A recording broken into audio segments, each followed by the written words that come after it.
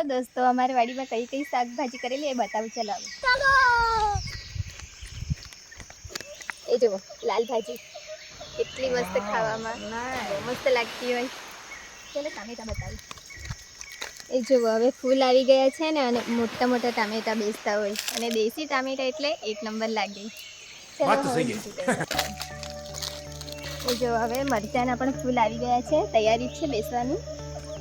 હવે ગાજર બતાવું. એ જો કેટલું ઘણું છે ગાજર. મોટા થાય તો ખવડાવીશું, કમેન્ટ કરજો હો. એમને હું ગાજર પાર્સલ કરીશ. હવે દેશી ધાણું બતાવું.